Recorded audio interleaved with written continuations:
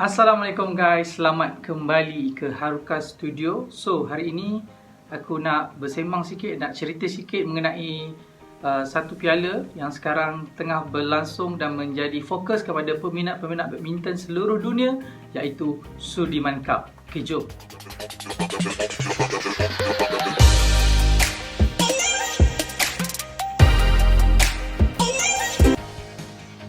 Mesti ramai yang tertanya-tanya Sudirman Cup ini mendapat nama daripada mana atau di mana tercetusnya idea untuk menganjurkan Sudirman Cup ini.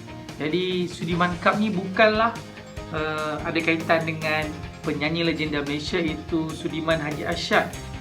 Tapi sebenarnya ia adalah nama seorang legenda badminton Indonesia iaitu Dik Sudirman yang merupakan juga pengasas kepada Persatuan Badminton Indonesia dan juga bekas Presiden Persatuan Badminton Antarabangsa, yang mana piala ini diputuskan pada tahun 1989 bersempena dengan nama legenda Indonesia itu sendiri iaitu Dik Sudirman. Jadi tiada kaitan langsung dengan penyanyi legenda Malaysia iaitu Allahyarham Sudirman Haji Arsyad. Mungkin ramai yang selalu terfikir Sudirman Cup ini adalah tribute untuk Allahyarham Sudirman, tetapi sebenarnya bukan, iaitu untuk legenda badminton Indonesia iaitu Dik Sudirman. Untuk penganjuran pertama, Piala Sudirman ini telah dianjurkan di Indonesia pada tahun 1989 dan of course dimenangi oleh pasukan tuan rumah, pasukan Indonesia, setelah menewaskan pasukan Korea 3-0. Dan untuk rekod negara mana atau pasukan mana yang paling banyak menang Piala Sudirman ini, sudah semestinya itu pasukan China yang memegang gelaran sebanyak 11 kali memenangi Piala Sudirman sepanjang ia dianjurkan ini. Dan untuk rekod pencapaian terbaik pasukan atau kontingen Malaysia adalah pada tahun 2009 apabila Malaysia berjaya melangkah ke peringkat separuh akhir. Seterusnya, bagaimana format Sudirman Cup ini dilaksanakan?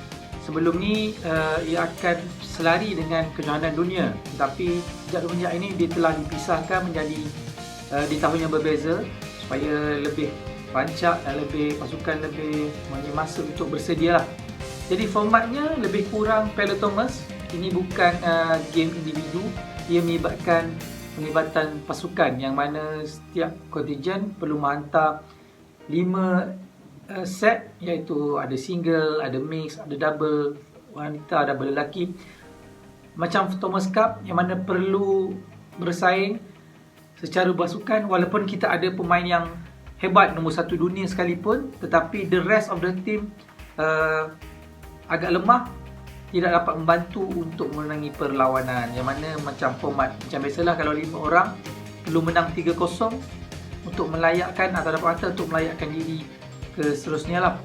Jadi format ni juga diguna pakai untuk Piala Thomas, yang mana kita tahu kekuatan memang berpihak selalunya kepada China kerana mereka mempunyai pool atlet yang sangat besar, dan kita Malaysia lately terlampau bergantung kepada certain event, contohnya single dan juga double lelaki, dan itu yang menjadi sedikit kekurangan untuk negara-negara lain, yang mana negara China mereka setiap event tu memiliki atlet world class, yang itu yang membantu pasukan China untuk meraih lebih banyak title sepanjang Sudirman Cup ini dianjurkan, iaitu sebanyak 11 kali. Untuk edisi 2021 ini Sudirman Cup dianjurkan atau dilangsungkan di negara Finland, yang mana of course Malaysia menghantar wakil yang terbaik bagi membawa cabaran Malaysia, dan juga of course ini untuk persiapan terakhir sebelum kita ke Piala Thomas yang akan berlangsung, dan juga Piala Uber yang akan berlangsung tidak lama lagi. Jadi kita menghantar skuad yang terbaik, tim yang terbaik. Antaranya adalah pemain serangan kita Lizzie Jia yang mengetahui cabaran sebagai kapten pada pasukan Malaysia. Kita ada juga medalist Olympian kita, pasangan beregu lelaki, dan juga pasangan beregu wanita kita Perlitan dan juga Tina Ah. Kita juga mempertaruhkan persaingan wanita yang menerusi SK Sona, dan juga kita ada pasukan mix double pelapis negara kita, itu Ho Paron dan Chia Yisi, bagi membawa cabaran Malaysia untuk bersaing. Dan kita percaya atlet-atlet muda ini memiliki kemampuan untuk memberikan kejutan kepada tim-tim besar, pasukan-pasukan besar, di mana kita berada di dalam kumpulan D bersama dengan England, Mesir dan juga Jepun. Yang mana kita lihat laluan itu mungkin Malaysia mampu untuk layak ke pusingan seterusnya melepasi peringkat kumpulan, dan tidak mustahil untuk kita membawa pulang untuk pertama kalinya Sudirman Cup ke Malaysia pada tahun 2021 ini, dengan potensi-potensi dan juga kita lihat pelapis-pelapis atlet muda kita yang sebelum ini telah mempamerkan aksi yang cemerlang di kejohanan-kejohanan sebelum ini, terutamanya di Sukan Olimpik Tokyo baru-baru ini. Okey, untuk maklumat tambahan, Sudirman Cup ini tidak menawarkan hadiah wang tunai yang sebagaimana World Series atau Kejuaraan Dunia yang hadiahnya beribu-ribu dolar. Tapi untuk Sudirman Cup, mereka hanya menawarkan trofi Sudirman Cup itu sendiri dan juga ranking untuk BWF pada atlet-atlet. Jadi sememangnya kejohanan ini betul-betul membuat atlet membawa nama negara masing-masing untuk mengharumkan nama masing-masing, bukan untuk mengejar hadiah wang tunai yang besar, kerana memang sejak daripada asalnya kejohanan ini pada tahun 1989 hanya trofi sahaja yang dihadiahkan dan juga world ranking tanpa menawarkan wang tunai.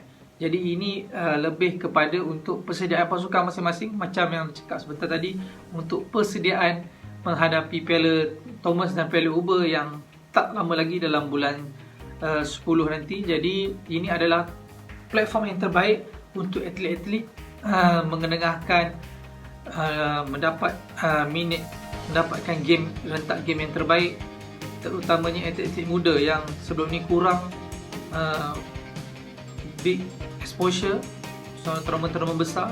Kerana kita percaya seperti Lizzie Jia dan juga kita punya men's double mungkin tiada masalah, tetapi untuk pelapis terutamanya pelapis muda yang pertama kali melangkah ke Piala Thomas atau tournament besar, ini adalah platform terbaik membawa cabaran Malaysia tanpa memikirkan hadiah wang tunai yang besar, tapi lebih kepada untuk mengharumkan dan menjaga prestige nama Malaysia di dalam sukan badminton untuk di peringkat antarabangsa.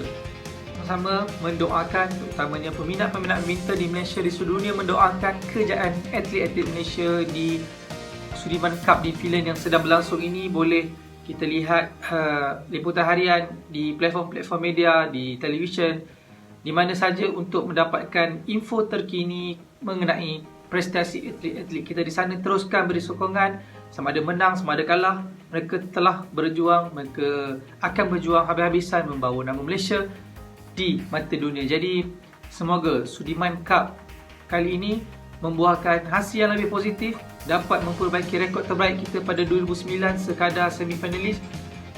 Mungkin kita dapat ke peringkat akhir, dan lebih manis sekiranya kita dapat membawa pulang trofi Sudirman Cup ini ke Malaysia, bukan hanya sebagai edisi yang pertama, tetapi sebagai tonik pembakar semangat kepada semua atlet untuk bersaing ke kejohanan yang lebih besar, iaitu Piala Thomas, dan juga dapat membawa pulang Piala Thomas dan Piala Uber ke Malaysia pada tahun ini, kerana kita sendiri menyaksikan kemampuan atlet-atlet kita bersaing di peringkat dunia dengan mampu mengatasi pemain-pemain yang ranking jauh lebih tinggi daripada mereka, pengalaman yang jauh lebih tinggi daripada mereka, tetapi mereka membuktikan siapa yang perform semasa game tersebut, dialah yang bakal membawa pulang mata, bahkan membawa pulang kejayaan kepada negara masing-masing. Jadi selamat maju jaya kepada atlet Malaysia. Berjuanglah demi lencana di dada. Assalamualaikum.